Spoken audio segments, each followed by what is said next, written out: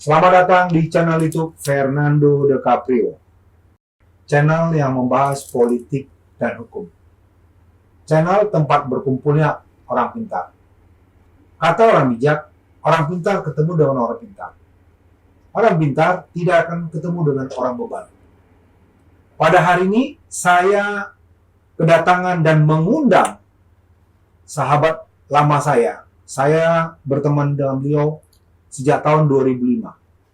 Beliau sangat piawai dan senior di dunia hukum dan peradilan. Saya banyak belajar dari beliau bagaimana menangani case-case pada saat itu. Ya, beliau menjabat sebagai pengurus DPP IKADIN. Beliau juga adalah penggagas Kongres Advokat Indonesia pertama sekali. Beliau juga adalah sebagai deklarator Projo pada saat pemilihan presiden tahun 2014. Beliau juga Ketua Umum Rumah Jokowi Amin. Dan beliau juga sebagai pemret majalah Advokat Indonesia. Inilah dia, bro saya, Ara Sitinja SMH. Selamat datang, Le Bro. Selamat datang. Gimana kabar, Le Bro? Luar biasa. Luar biasa.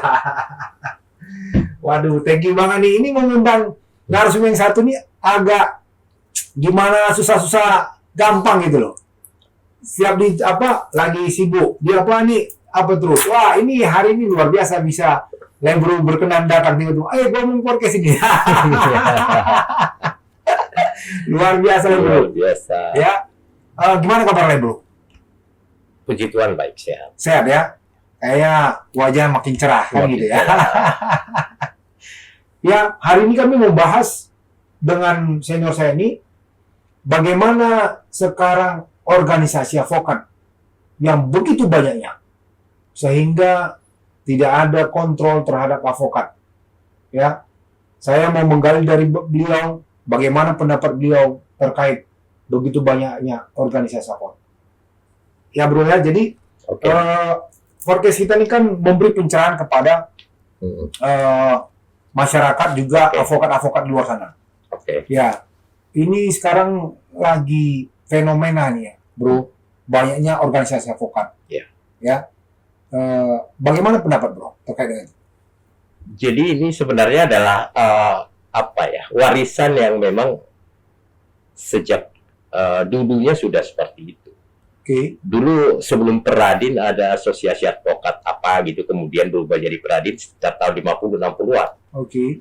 Nah, lalu kemudian berubah menjadi IKADIN. Nah, semua itu wadah itu, nah tahun 85 itu IKADIN itu melakukan kongres di Ancol kalau saya tidak salah. Nah, kemudian ada beberapa senior yang kala itu tidak puas, terbentuklah AAI. Itu sejarah yang memang dari dulunya sudah seperti itu. Memang rezim Orde Baru waktu itu berperan serta untuk memecah belah kehadiran dari organisasi advokat. Kenapa? Karena organisasi advokatnya kuat, kontrol terhadap penguasanya pasti sangat kuat juga. Nah, itu yang kemudian terjadi. Nah, kejadian-kejadian yang dulu itu kemudian ditiru dengan keadaan sekarang, di mana kemudian ada 8 organisasi waktu itu bersepakat di puncak di Cipayung, ada AAI, IKADIN, PHI, SPI, API, Syariah, pengacara Syariah. 8 organisasi itu kemudian membuat kesepakatan notaril. Nah, kemudian dipilihlah saudara rekan Otto jadi pejabat ketua umum. Kenapa? Karena IKADIN waktu itu adalah organisasi terkuat dan paling besar waktu itu. Maka IKADIN lah yang berhak untuk menjadi ketua umum pertama. Namun kemudian rekan Otto sesuai dengan kesepakatan di puncak tidak melakukan namanya kongres. Kemudian saya pernah mendampingi Bang Atan Buyung untuk mendesak dan beberapa senior yang lain ya, mendesak Otto untuk melakukan kongres. Ternyata kemudian tidak ada kesepakatan karena rekan Otto waktu itu dia menyatakan belum semua DPC dan DPD terbentuk. Oke. Nah, berdasarkan hasil pertemuan itu, kemudian Bang Adnan bersama Bang Mas Teguh, kemudian Roberto dan Pak Rongbur dan lain-lain, hampir seluruh pengacara-pengacara senior dari seluruh daerah, kemudian menggagaslah pertama sekali di Balai Sudirman. Oke. Di Balai Sudirman, ketuanya waktu itu Bang Ahmad Yani. Oke. Ahmad Yani, kita full bantu melakukan kongres pertama di sana, kemudian dipilihlah Indra Sanun Lubis sebagai ketua umum. Ya. Kenapa? Pertimbangan waktu itu adalah Indra Sanun Lubis ini wakil ketua umum di Peradi. Oke. Nah, untuk kemudian melakukan keseimbangan, ditariklah Indra Sanun Lubis jadi ketua umum KAI ketika itu. Nah, kesepakatan waktu itu bahwa kongres itu akan dilakukan 3 hari. Oke. Namun ternyata pragmatisme muncul di tengah para peserta, di mana untuk pertama kali bahwa pemilihan ketua umum organisasi advokat itu menjadi one man, one vote. Oke. Nah, di situ kemudian saudara Tommy Suhoting, rekan Tommy Suhoting sebagai ketua, salah satu pimpinan sidang waktu itu mengambil keputusan mempercepat persidangan dan memutuskan Indra Sanun jadi ketua umum, dan kemudian dibantu oleh Bang Adnan, Roberto Hutagalung, Rongbur Hutagalung, Zulkifli Lubis, Profesor Teguh untuk membentuk kepengurusan, dan di mana saya duduk kemudian di pengurusan DPP KAI Indra Sanun Lubis ketika itu. Pada saat itu. Pada saat itu. Oke. Itu kira-kira cikal bakal ya, kenapa kemudian begitu banyak organisasi ini. Apakah itu role model atau kemudian memang kelatahan. Saya tidak bisa mengambil sebuah kesimpulan itu karena tidak ada suatu penelitian khusus tentang itu. Tapi yang pasti bahwa ketidakkompakan para senior ini kemudian advokat-advokat muda melihat bahwa ternyata organisasi-organisasi advokat ini menjadi ruang dan peluang. Ruang mereka berekspresi dan peluang mereka mencari uang. Sebentar lah, Bro.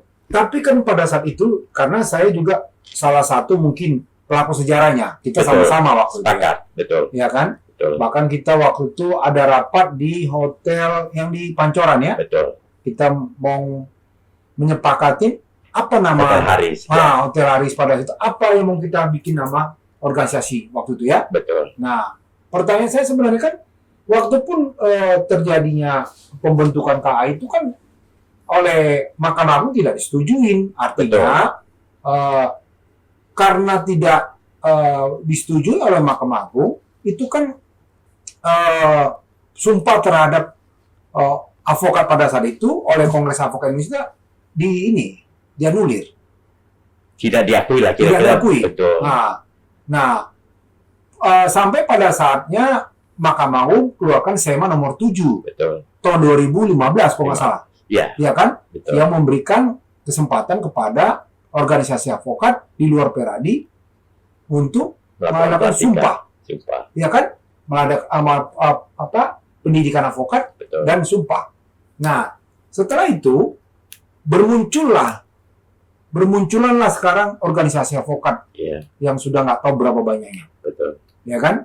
Nah, bagaimana menurut ini, Lebro, munculnya fenomena begitu banyak organisasi advokat sehingga tidak ada kontrol terhadap advokat. Ya. Tidak ada lagi dewan etik. Gimana tuh? Karena ketika kena kode etik dia di salah satu organisasi advokat, dia bisa berpindah ke organisasi lain. Itu gimana menurut Lebro? Ya. Selaku pelaku sejarah. Jadi sebenarnya ini menarik sebenarnya bahwa konflik organisasi advokat ini. Bahwa kemudian setelah keluar SEMA menjadi embrio untuk terbentuknya orang menggagas membentuk organisasi advokat lain. Kumpul 5, 6, 7 orang bikin organisasi. Karena harapan mereka kan bisa membuat PKPA, kemudian menghasilkan, kemudian melantik. Karena apa? Pengadilan tinggi sudah melantik. Nah, saya dulu masih dilantik PT, masih ujian di pengadilan tinggi.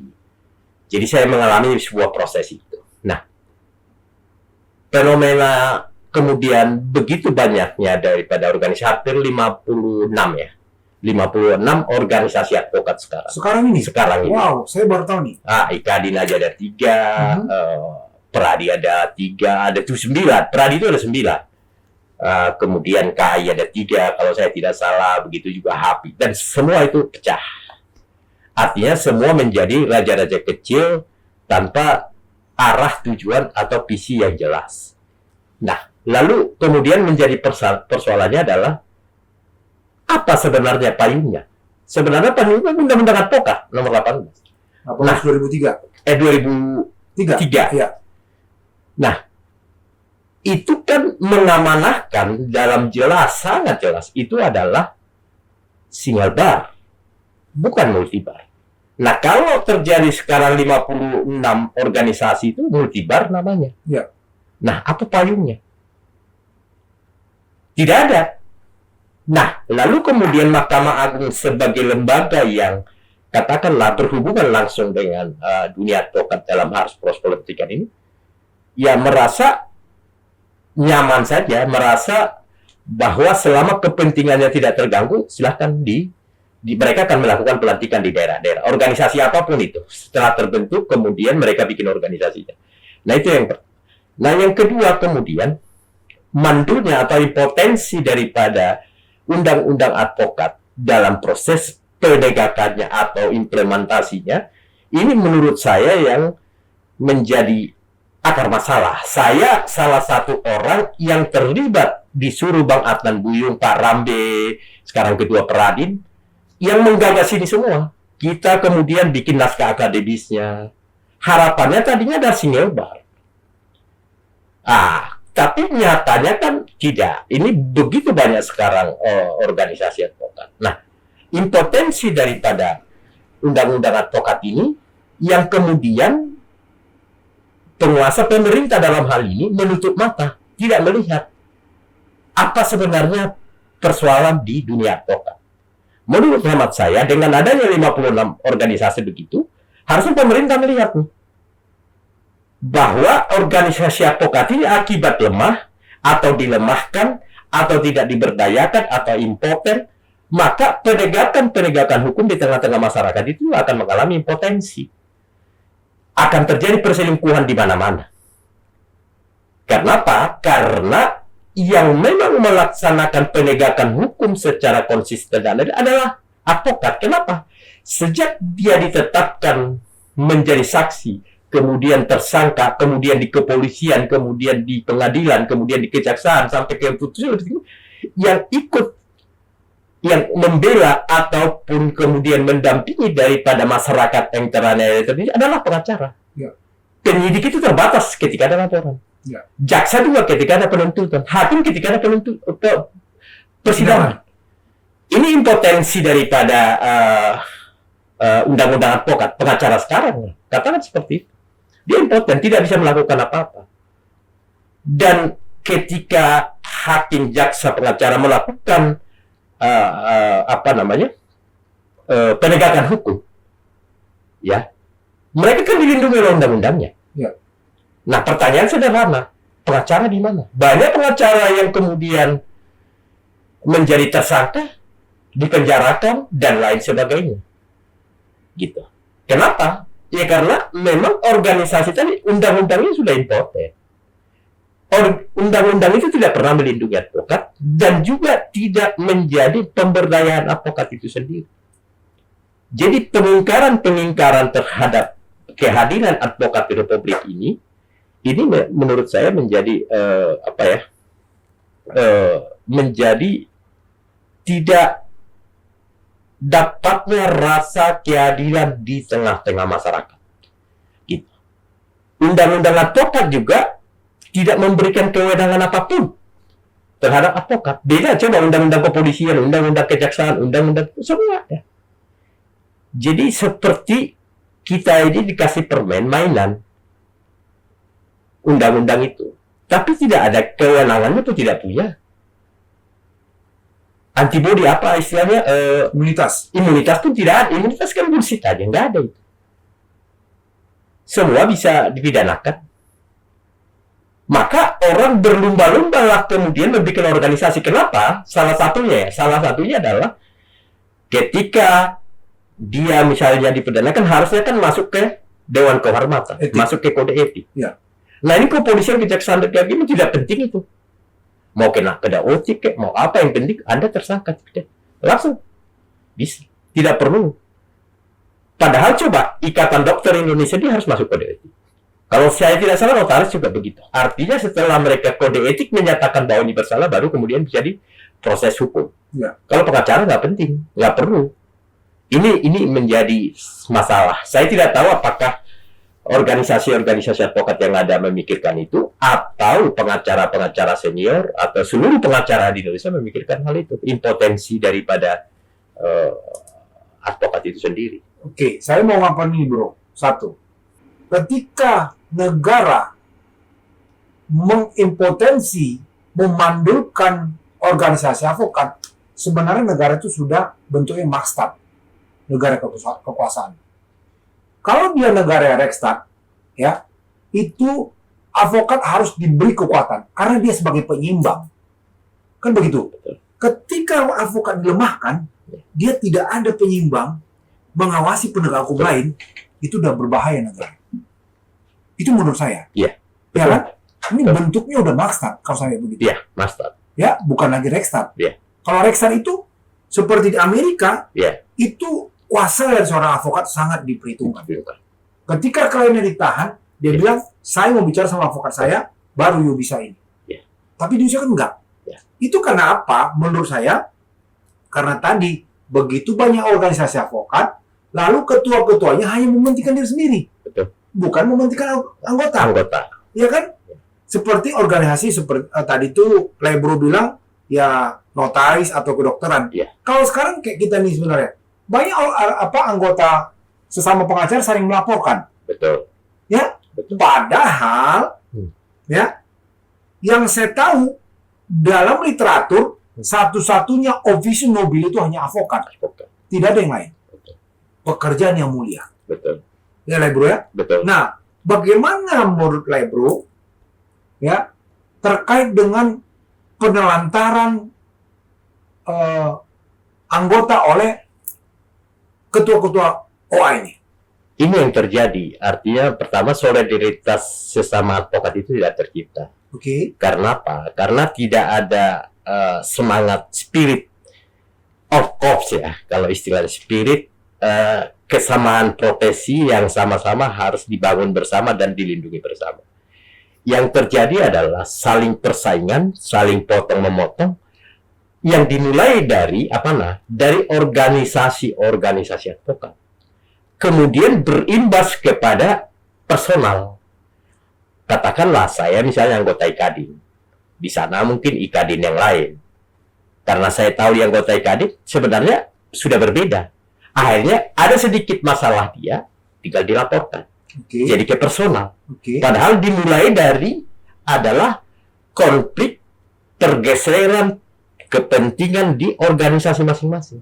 Yang berimbas kepada persoalan-persoalan personal. Artinya apa? Dosa-dosa atau perselisihan-perselisihan organisasi sudah masuk ke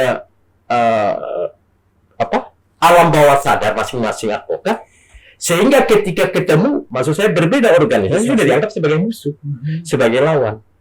Nah, dia tidak tahu lagi membedakan mana persoalan organisasi dan mana persoalan pribadi. Nah, akhirnya kemudian para advokat ini, apalagi khususnya para advokat muda, sedikit singgungan beda organisasi laporkan. Nah, ini menjadi trademark ya, menjadi sebuah pilihan yang sebenarnya adalah kedunguan, kalau bisa istilah itu. Karena officium nobile tadi kan officium nobile kan sebuah profesi yang mulia. Kalau yang mulia saja saling melaporkan, pertanyaan sederhana adalah di mana mulianya? Tidak ada. Apa kita bedanya dengan orang-orang pasaran atau orang preman kemudian mereka pukul-pukulan lapor polisi? Akhirnya kita begitu. Ini senggolan sedikit saja, lihat ini organisasi mana itu? Ini laporkan. Itu yang terjadi. Gitu. Jadi dampak dari saling melapornya pribadi-pribadi ini adalah dimulai dari konflik organisasi yang sudah masuk ke alam bawah sadar masing-masing anggotanya. Itu yang sangat berbahaya. Dan dalam hal ini negara mendiamkan. Tidak pernah pemerintahan saya ini ketua umum Rumah Jokoyan. Paham betul. Tidak pernah pemerintah sedikit pun menyuarakan bagaimana perubahan undang-undang advokat atau bagaimana kehidupan dan keberadaan advokat Indonesia. Tidak ada satu kata pun keluar untuk itu. Tapi Dalam gini, proses pembenahan hukum di Indonesia ya. nah, saya mengapakan Lebro tadi.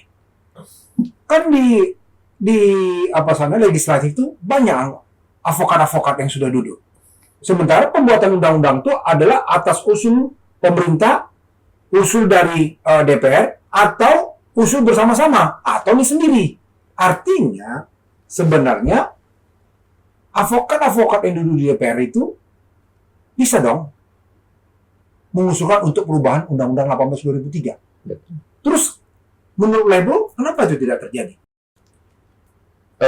Ini terkait dengan tadi kata Lebro, ini terjadi pembiaran, ya, pembiaran kepada organisasi advokat, yang mana saya mengutip apa kata Lebro tadi, di zaman Orde Baru dibuat perpecahan ini agar advokat itu tidak kuat, karena ketika advokat bersatu, kontrol terhadap pemerintah sangat besar sekali, kan begitu? Ya. Nah, ini saya kutip dari bahasa Bro tadi. Bagaimana menurut Lebro, ya?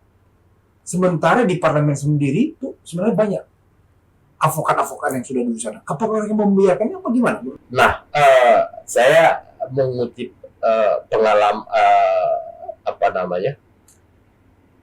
dari Mary Zedong ya. Mary Zedong itu istri Mario Deong, lebih tepatnya. Ya, ketika Mary Zedong kemudian CC Sentral itu sudah pada posisi sekarat, CC, Komite Sentral mengambil siapa kira-kira melanjutkan kekuasaan Mao Zedong, gitu kan?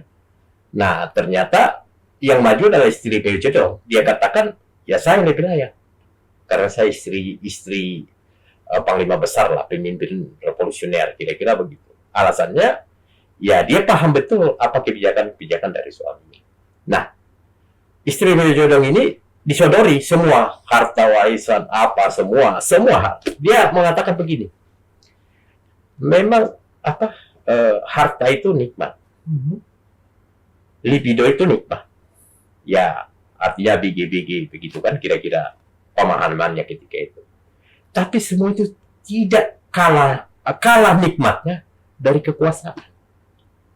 Nah, lalu kemudian rekan-rekan kita yang ada di DPR menikmati hal itu.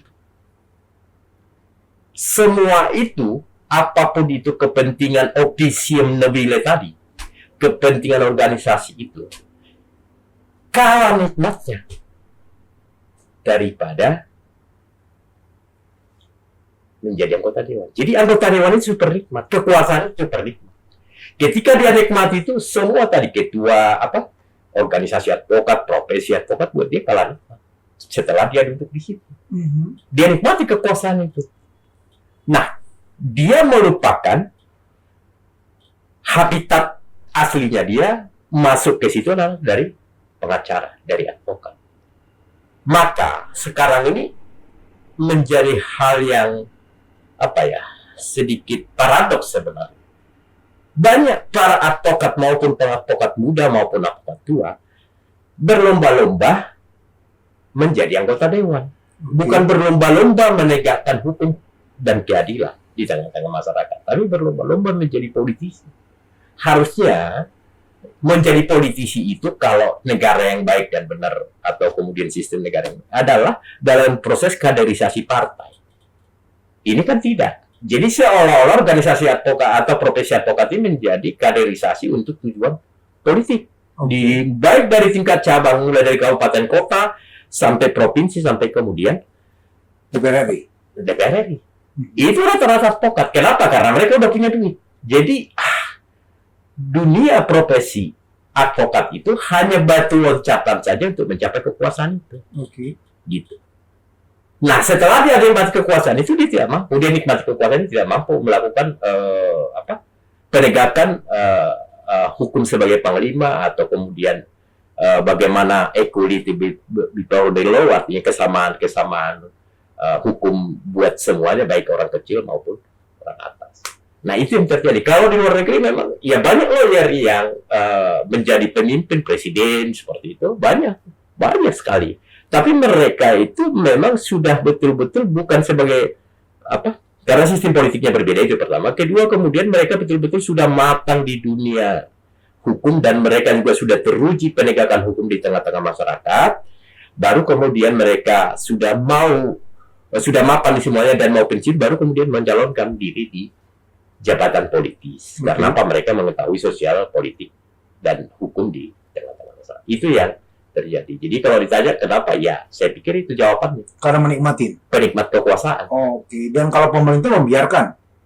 Karena ya saya sebagai penguasa, kalau saya nggak mungkin pengawas saya perkuat. Oke. Itu aja. Nah, harusnya pengawas ini kemudian harus mengkonsolidir diri, memperkuat diri untuk bisa bersatu melakukan controlling. Oke. Gitu. Nah, ini perselingkuhan semua. Oh, akhirnya terjadi perpecahan. Nah, kemudian ketika dia di satu organisasi, kemudian dia melakukan kode etik, pelanggaran kode etik, dia kemudian akan pindah ke organisasi lain. Dan itu dibiarkan saja dan diterima saja oleh pengadilan. Dia udah tahu dia dipecat ini karena persoalan kode etik, misalnya. Dilaporkan oleh kliennya. Pindah ke organisasi ini, ketika beracara, pengadilan terima-terima saja. Nah, artinya pembiaran. Begitu. Nah, itulah yang terjadi. Nah, kenapa? Kalau kemudian dunia advokat pun terkonsolidir dengan baik, otomatis kepolisian, kejaksaan, dan pengadilan pun akan terkonsolidasi dengan baik dalam proses penegakan hukum. Saya barusan ditelepon klien. Dia masalah anaknya lahir di Indonesia, suaminya orang luar. Dia disuruh langsung ketemu panitia, dia bilang sederhana, nggak usah pakai pengacara, nanti jadi biaya mahal. Gitu. Nah, tapi setelah dia kemudian mengikuti, malah biayanya juga terlalu mahal. Masuk ke pekarangan orang salah, pekarangan orang itu kemudian komplain, dikatakan hubungi pengacara saya. Artinya sebuah negara yang memang menjunjung officium nobile atau menjunjung keadilan itu di atas segala-galanya. Hukum sebagai panglima, benar. Hukum sebagai panglima. Ini di kita nggak terjadi. Jadi pembiaran-pembiaran ini kemudian dinikmati oleh semua para penegak hukum. Sebenarnya kan berdasarkan undang-undang ini, kan ada undang-undang kepolisian, kejaksaan, kehakiman, pengacara. Iya. Artinya kita ini sebenarnya duduk satu meja bagian karena masing-masing punya undang-undang. Iya. Hanya pengacara penegak hukum yang tidak digaji oleh negara. Iya. Ada undang-undangnya. Betul. Tapi tidak punya hak eksekusi juga. Nah, semua ini punya hak eksekutorial. Apa sebenarnya Undang-Undang 18 2003 itu? Tidak ada kewenangan apapun. Imunitas tidak ditangkapi juga. Nah, lalu apa yang bicara? Kemudian Singelberg, kita ini sudah puluhan bar. Sudah multibar. Nah, ketidakjelasan penegak hukum dalam hal ini pengacara membuat kemudian penegakan keadilan di tengah-tengah masyarakat itu menjadi bias. Itu yang terjadi. Nah, lalu akibatnya apa? Semua penegak hukum tadi menikmati semua situasi yang ada. Harusnya di negara-negara manapun di dunia yang hukumnya menjadi panglima adalah para advokatnya dikonsolidir menjadi sebuah kekuatan dalam rangka controlling terhadap pemerintah dan controlling juga terhadap yudikatif. Termasuk kepolisian juga, termasuk juga kejaksaan. Ini kan kita boro-boro mau kontrol kita saja 54. Ketika kita kontrol jalan sana, kamu organisasi mana? Oh, yang sana bilang organisasi B, nggak seperti kamu. Itu semua kelemahan. Itu yang terjadi. Jadi itu dengan kelemahan daripada undang advokat dan kelemahan atau impotensi daripada advokat itu, semua penegak hukum ini merasa menikmati. Yang rugi siapa? Masyarakat. Sebagai pemohon, penuntut. Pencari keadilan. pencari keadilan. Hmm. Itu mereka tidak. Gitu. Itulah yang terjadi. Nah, bagaimana menurut Lebro? Ini kan karena banyaknya organisasi advokat, sekarang ini lagi viral ini perseteruan antara advokat. Ya, apakah ini efek dari begitu banyaknya organisasi advokat? Gimana menurut Lebro? Ya, saya pikir memang karena tidak ada dulu waktu zaman saya masih PT ya, tidak ada persoalan antar advokat. Dulu Bang Adnan justru sebenarnya antar penegak hukum. Dulu kita masih ingat Adnan Buyung bersidang di pengadilan. Kemudian karena hakimnya dia lihat agak timpang, kemudian dia ambil sepatunya dilempar. Artinya ada ketidakadilan dia lihat di situ, dia melakukan perlawanan itu. Oke. Penegak hukum itu. Nah, kalau ini kan tidak. Bukan persoalan lapor-melapor, ini bukan persoalan ketidakadilan yang terjadi. Ini persoalan kue, ini persoalan klien, ini persoalan bayaran, ini persoalan rebut-rebutan. Kenapa itu bisa terjadi? Karena tidak ada aturan yang jelas. Apa itu? Tidak ada kode etik. Apalagi itu? Tidak ada dewan kehormatan. Kenapa? Kalau satu kemudian di sini dipecat, dia pindah ke organisasi. Ada pengacara top dulu dipecat, bikin organisasi, pindah ke organisasi lain. Pindah atau bikin, sama saja. Jadi tidak ada, semua menjadi abu-abu. Akhirnya membuat para advokat itu leluasa melakukan apapun. Nah sekarang banyak, coba kita lihat, ada pengacara yang kerjanya teriak-teriak saja. Katanya officium nobile. Nah, apa itu semua? Ada kemudian pengacara jadi berkedok, jadi gaya-gaya premanisme. Apa itu? Padahal dulu para pemimpin negara ini adalah semuanya itu, menteri-menterinya itu dulu adalah menteri hukum dan HAM, menteri kehakiman, itu pengacara dulu. Itu pengacara dulu. Artinya organisasi advokat ketika dulu zaman Soekarno dulu itu sangat diperhitungkan. Ada Wiryono, siapa itu? Namanya Sartono, Wiryono, itu semua ada sarjana hukum, Advokat, betul. advokat. Oke. Yang kemudian diberdayakan atau kemudian ditarik oleh negara dalam proses penegakan hukum. Itu yang terjadi.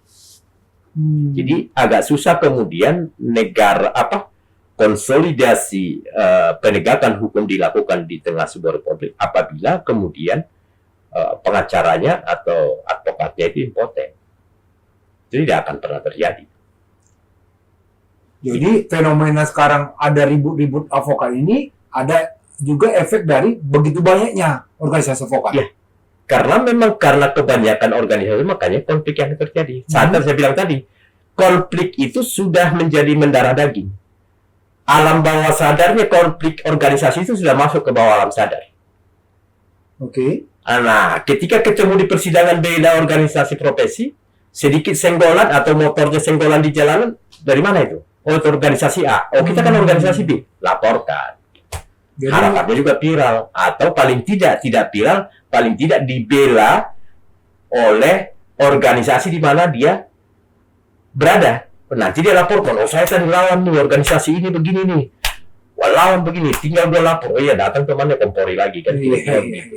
Itu yang terjadi. Senggolan saja pun beda organisasi advokat menjadi laporan. Jadi nggak ada menunjukkan sebenarnya profesinya itu seorang officium nobile ya sekarang ini ya. Saya pikir jauh panggang dari api kalau bicara officium nobile sebagai organisasi advokat. Selama undang-undang advokat tidak dibenahi, aturan-aturan organisasi tidak dibenahi, tidak ada. Dan Dewan etik, dewan kehormatan itu tidak tercipta, nonsens, tidak ada. Tidak akan pernah tercapai. Ini akan terus menjamur organisasi-organisasi. Sekarang 56, mungkin next tahun depan mungkin udah 100-an. Gitu. Jadi ke kacang goreng kan. Kalau zaman dulu itu kenapa dia officium nobile? Orang sudah mau masuk jadi advokat saja pun itu setengah mati. Iya.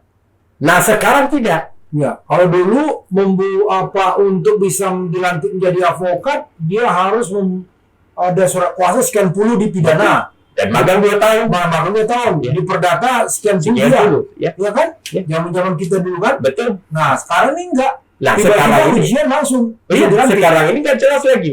Dia misalnya punya koneksi tiba-tiba dapat gelar sarjana hukum entah dari mana, negeri entah berantah, Iya.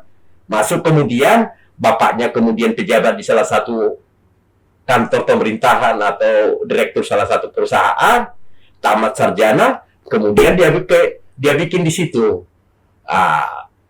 good rules, family rules, and co atau and partner. Padahal bikin surat kuasa juga nggak bisa. Nah, ketika ada kasus dari mana? Dari yang tadi bapaknya pejabat tadi kasihin. Kalau nggak bapaknya direktur kasihin. Fasilitasnya dari mana? Dibeliin bapaknya. Semua segala macam, Pak. Nah, lalu ketika kasus dia lihat, oh begini caranya, dia hire, diambillah pengacara-pengacara yang ideal ketika itu. Oh, dibayarlah itu. Tangan ini.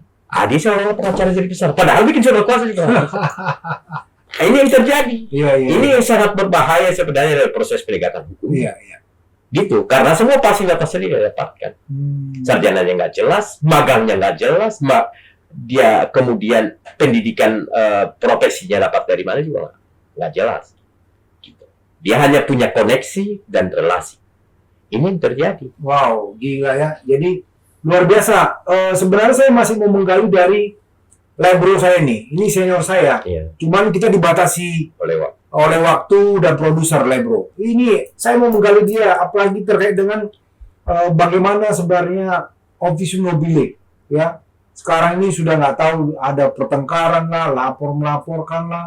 Jadi advokat itu sudah ini nggak dianggap, tidak dilirik, bukan dilirik sebelah mata, bahkan tidak dilirik sekarang ini oleh penegak hukum lain.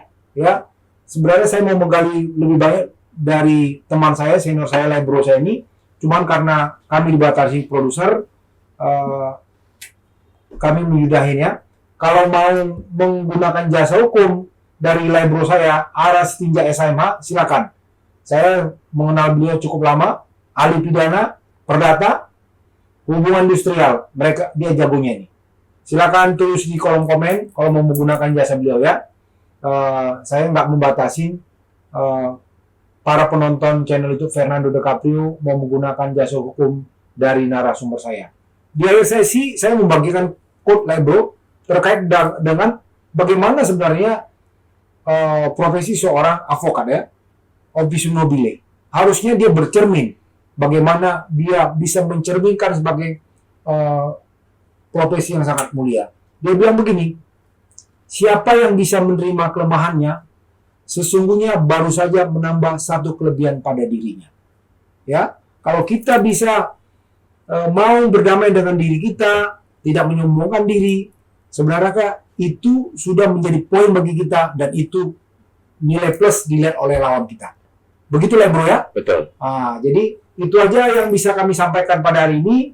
Lebro, terima kasih. Baik, Tetap semangat. Ya.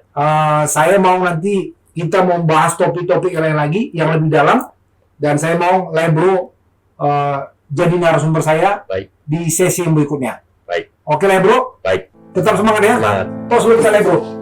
Thank you.